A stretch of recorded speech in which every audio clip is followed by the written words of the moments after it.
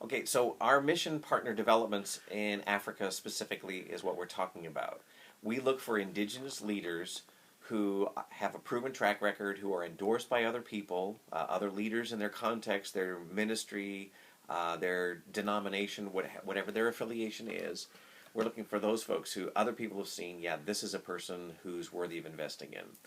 They need to be someone who is willing to be coachable and learn in another context. We partner with them being educated here in the United States in a multicultural environment at a school called International Theological Seminary. So these proven leaders from their country who've made a commitment to return, and the school has over a 90% return rate, go to school with a 100% scholarship or something close to it.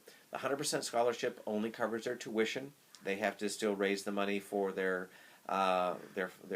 room and board, which is negligible, like $250 a month. Key thing though is they have to go back. If they don't go back, even at International Theological Seminary, they have to repay approximately $15,000 a year in tuition that was given to them. So they would owe about $60,000 after 4 years or $45,000 after 3 years. This is very different than traditional seminaries like a Princeton or a Fuller or someplace where they might have a very few 100% scholarships, but the average student will leave with debt of $68,000.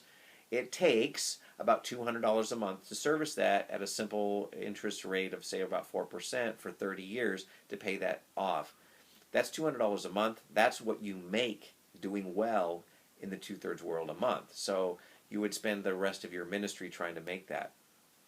The other thing that matters in an education in the U.S. is the lid is being taken off. And I use that analogy because there's an old experiment that was done with fleas. And you put fleas in a little jam jar, a ball jar, and the fleas will jump. And fleas can jump actually about 2 feet or more into the air. They can jump onto you, onto an animal. But when you put them in a jar and you put the lid on it, they hit the lid, and you hear them make a little tinking noise, because, fleas are kind of hard if you've ever tried to kill one. And you have to smash it between your fingernails in order to actually kill it, because they're so hard. But they'll make this sound. But eventually, the fleas learn how high they can jump, and then they don't jump as high as the lid. Now, subsequent to that, you can take them out of the jar, put them on a table, put them somewhere else, and now they're trained to never jump higher than that lid was. That's the reality of many people in the two-thirds world. All these lids have been put on. You're from this tribe, in this country, from this family, from this class. Therefore, this is your ceiling. This is the lid on your life. And there's something that is unique about the American experience that is tied to the long-term Christian beliefs, even though they're not heavily practiced anymore. And that is the individual person is created in the image of God as part of a community. And that they're not limited by their environment. They're limited by their willingness to take advantage of the opportunities they have. They impose their own limits. But many cultures impose limits, and whether you get your education in Russia or Europe or a whole bunch of other places, they're still stratified culturally. Whether you call it a caste system or, open socialism, you still have a wealthy class, a small middle class, and a large poor class, and there tends to be very little movement. The unique thing about being educated in the U.S. is we have constant movement between those classes. This isn't about being pro-American.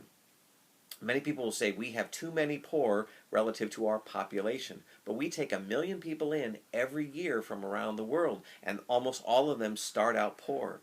But what every immigrant will tell you, and any of the 6 ethnic churches on our campus will tell you, is if you're willing to work in a gas station or a 7-Eleven, you'll go great places in America. But if you come here and say, this is what I was before, you'll go nowhere because you're waiting for it to be handed to you. And here you have to be willing to go work at the bottom. And someone told me that story recently of literally working in a 7-Eleven and how it happened in their family. And they went out, it was a gas station, sorry. And they went out and washed the windows of this car, and the guy said, I'm not buying gas. And he said, that's okay, I'm paid to work here.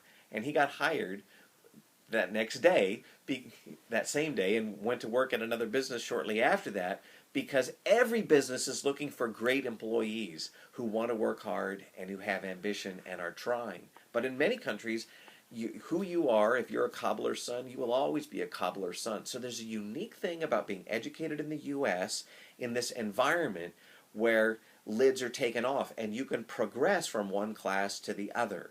And that's a uniqueness about America. Not saying America's perfect, but it's a uniqueness that is worth sharing with other countries, because people then can go back and say, hey, everyone else says this is a lid, that this is as far as I can go. But God says, and then you go. You really go. Okay, so that's